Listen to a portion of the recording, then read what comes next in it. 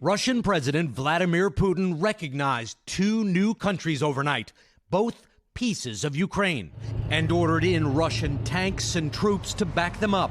Shortly afterwards, these unmarked military vehicles were spotted near Donetsk. Yesterday, in a highly choreographed display, first holding a command attendance meeting of his National Security Council, and then speaking for an hour to the Russian people from his desk, Putin carved up Ukraine, which he described as a long-lost piece of Russia. Let me emphasize once again that Ukraine for us is not just a neighboring country. It is an integral part of our own history, culture, and spiritual space, he said. These are our comrades and relatives. Putin officially recognized the independence of two breakaway Ukrainian republics, Donetsk and Luhansk, claiming to be saving their pro-Russian populations from a genocide by the Ukrainian government. A genocide that isn't happening. Some of the separatists greeted Putin with cheers as he ordered Russian peacekeepers to shore up their territory and practically dared the Ukrainian government to do something about it. We demand for those who took over and remain in power in Kiev to immediately stop combat activity, he said. Otherwise, the responsibility for continuing the bloodshed will lay on the shoulders of the Ukrainian regime.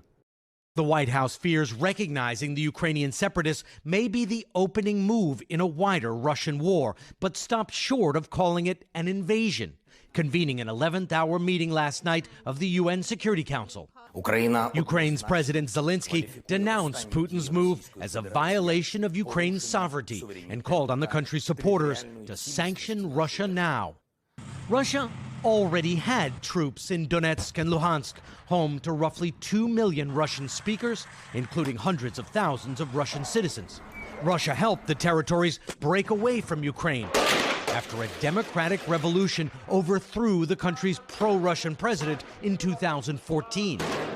Putin last night described that revolution as an American-sponsored coup, which 8 years later still clearly fills him with resentment.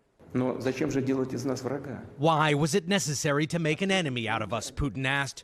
They didn't want such a large, independent country as Russia.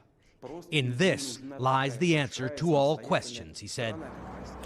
The Ukrainian military says that in the last 24 hours, Russia has moved in over 100 pieces of military equipment. The military is calling on Ukraine's supporters to help this country before more pieces are potentially lost. Hoda. All right, Richard Engel for us there in Ukraine. Richard, thank you. Hey, thanks for watching our YouTube channel. Find your favorite recipes, celebrity interviews, uplifting stories, shop our favorite deals, and so much more with the Today app. Download it now.